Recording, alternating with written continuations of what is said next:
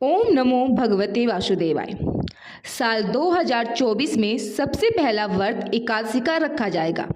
ये सफला एकादशी होगी। एकादशी तिथि जगत के पालनहार भगवान विष्णु को समर्पित है। इस दिन श्री हरि की उपासना करने वालों के समस्त दोष, दुख, दरिद्रता दूर हो जाती है। धन सौभाग्य की प्राप्ति भी होती है। एकादशी का व्रत हर कार्य में सफलता प्रदान करने वाला है। तो जानते हैं साल 2024 में सफला एकादशी की डेट, मुहूर्त और उनका महत्व। पोग माह के कृष्ण पक्ष की एकादशी का नाम सफला एकादशी है। नए साल में सफला एकादशी 7 जनवरी 2024 रविवार को है। इस व्रत के प्रभाव से 1000 अश्वमेध यज्ञ करने के समान फल प्राप्त होता है। जैसे व्रतों में एकादशी सबसे खास व्रत है, उसी तरह यज्ञों में अश्वमेध यज्ञ सर्वश्रेष्ठ माना जाता है। पंचांग के अनुसार पौष माह के कृष्ण पक्ष की एकादशी तिथि 7 जनवरी 2024 को प्रातः 12:41 पर शुरू होगी और अगले दिन 8 जनवरी 2024 को प्रातः 12:46 पर समाप्त होगी। तो सफला एकादशी का व्रत प्राण आपने 8 जनवरी 2024 को सुबह 6:40 से सुबह 8:40 के बीच किया जाएगा। पारण तिथि के दिन द्वादशी तिथि समाप्त होने के समय रात 11:58 तक होगी। सफला एकादशी का महत्व क्या है वो भी जान लेते हैं।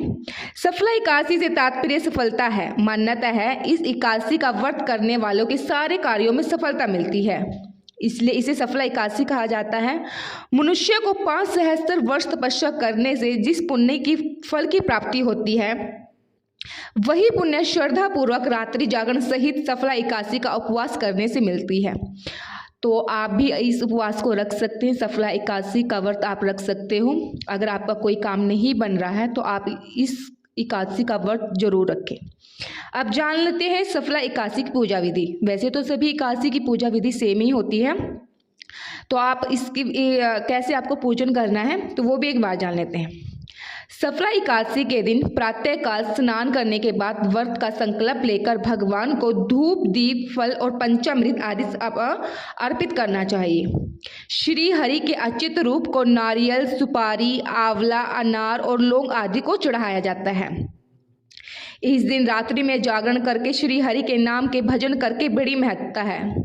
एकादशी व्रत के अगले दिन द्वादशी पर किसी जरूरतमंद व्यक्ति या ब्राह्मण को भोजन कराकर दान दक्षिणा करके व्रत का पारण करें। जैसे भी आप व्रत करते हो तो उसी विधि से आपने एकादशी व्रत करना है। एकादशी व्रत जो होता है वो बहुत ही एक मतलब ये है कि व्रतों में सर्वश्रेष्ठ माना जाता है। तो आप इस व्रत को कर रहे हैं तो बहुत अच्छी बात है। और आपकी जो भी राय है आप इस व्रत के बारे में अगर आप कुछ जानना चाहते हैं तो आप हमें कमेंट्स कर सकते हैं। और आपको ये वीडियो कैसी लगी वो भी ज़रूर हमें बताइएगा। धन्यवाद।